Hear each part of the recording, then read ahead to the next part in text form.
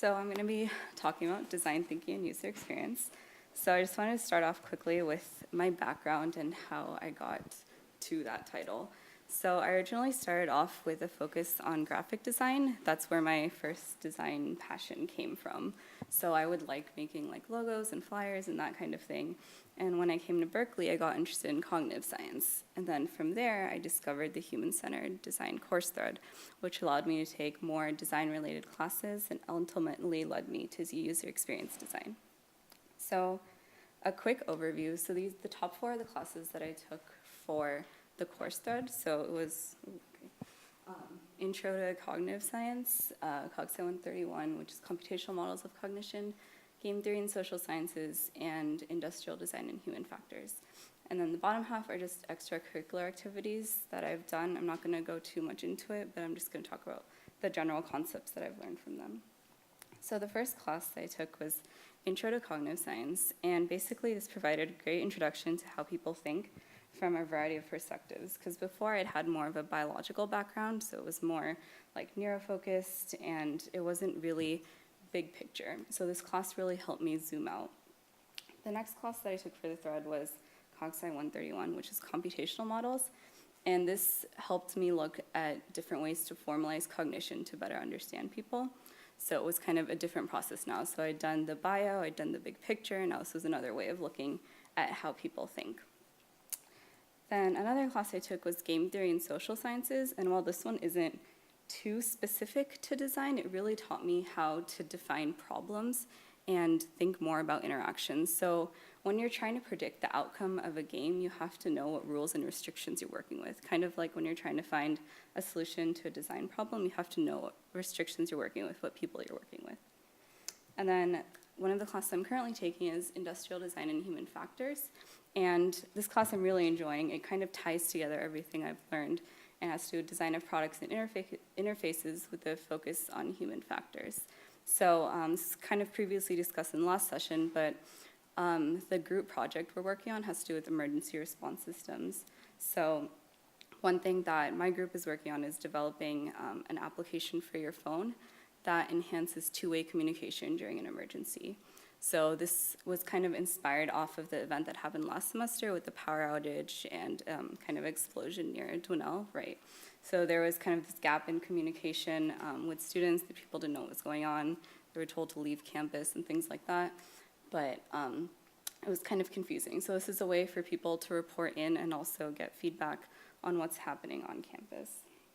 So another thing that we focus on in IUR is universal principles of design. So I wanted to share a couple of those with you. So one of them is called affordance, and an affordance is basically a property in which the physical characteristics of an object or environment influence its action. So on the left, this is a bad example of design because push, but you have the pull. So it's very intuitive to just pull it, but why would you? So the only way you'd know is push. And then on the right, it shows the proper way to do this, right? So push the plate, pull the handle. Very simple things. The next one is entry point. So entry point is basically the point of physical or attentional entry into design. So one thing that Apple does really well is with their store design. So when you look at it, there's all glass, so there's no visual barriers. You can see everything. And when you enter the store, there's a little bit of space at the front so you can decide where to go. You're not bombarded right away. And then they also have, in some stores, they have the big glass staircase, right, when you enter, if you guys know what I'm talking about. That kind of makes you want to go up, even if, like, you don't even know what's up there. You just, like, it looks really cool, right? You want to go upstairs. And usually someone greets you at the door right away, and it's just, like, a great experience. And then the last interesting principle I wanted to share was called horror vacui, and, oh, sorry, the resolution's terrible. But basically, it's the tendency to favor filling blank spaces with objects and elements instead of leaving them empty. So this was originally thought about in terms of artwork and how people wanted to fill the canvas and things like that. And the kind of interesting application I found with this that was mentioned in our book was how it changes value perception. So for these different stores, while so the principles I talked about before were more universal, so people are going to perceive them the same way. But for something like this, if someone is more on a budget, they're going to look towards the store on the left because they see the sale, they see all the items, or someone who is maybe shopping for like a boutique kind of place is gonna go towards the one on the right. And there's also the one in the middle. So we have these universal principles, but you also have to keep in mind who you're designing for. So that leads me to design thinking. And design thinking, I think, basically is a way of problem solving. And the different courses I took got me to focus on different elements of this. So Cog Sci 1 helped me with the empathize element, like really understanding people. And then the game theory class took me a little bit further with trying to define problems. Computational models went to define and testing, and then my IER class has gone the full scope with this project. So I think basically design thinking is taking a full approach to understanding a problem instead of just focusing on how a screen or product should look. And while aesthetics are important, if you're missing core functionality, then it becomes frustrating to use. So like, for example, Google and Yahoo are both search engines, but one is, I mean, I'm biased, I like Google, so one is much more intuitive and easy to use, and Yahoo, you're bombarded with images all of a sudden, right?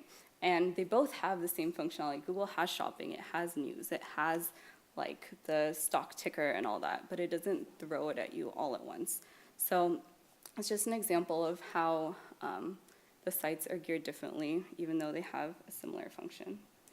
So for the last bit, I just wanted to go into 2 examples of user experience and things that are probably relevant to you guys. So I'm sure you've all taken BART before, and while now I resort to using a clipper card because it's easy and I don't think about it, it's actually a kind of difficult process to get a ticket, because when you put money in, first you have to check on the side, like how much your trip is going to cost. Then you have to enter it, and then say you put in $2, I believe the minimum is $1.75 you can buy. So you put in $2, then you have to subtract 5, one by one, and you're getting late for a train, and it's just so frustrating. And there is a number keypad there, so you should be able to just enter a value, right? Even though that's used for the cards. And then there's these letters on the side. I don't know why there's letters, but they're there. So, they don't tell you what way to put your ATM card in? Kind of, yeah. It's a little bit tricky. But anyway, so this is not a great example of human-centered design because they haven't really taken this user into account. Because if you're really trying to take into account that people are busy, they're trying to get somewhere quickly, or they're new and they don't really know how this works. Like, I'm not even sure what a BART Plus ticket is, but that option is there, right? So anyway, and then another example I want to talk about was Starbucks. And while it's not really a traditional UX thing that you might think of, it's not a screen, it's still about experience design. So Starbucks isn't just about coffee, it's about the whole experience.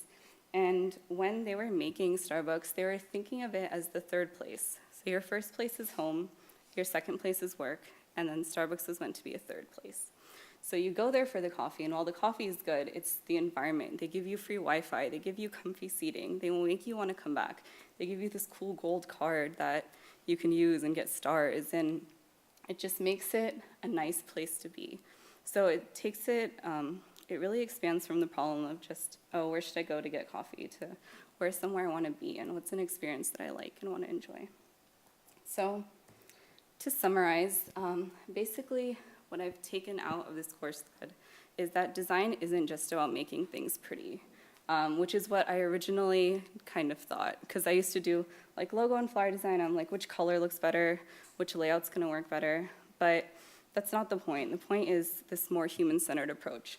So you're designing for humans, so you want to make things for them, not just, although they are looking at logos and things like that, and things should be pretty, but you really want to make something understandable that people want to use. And people are constantly having experiences throughout their lives. So we want to design these experiences to make it as enjoyable as possible for people, because your life is just made out of experiences, and you don't want them to be mediocre. You don't want to make something that just works. You want it to be enjoyable and useful and something that brings joy to people, basically. So that is all that I have, and I guess we'll save questions for afterwards.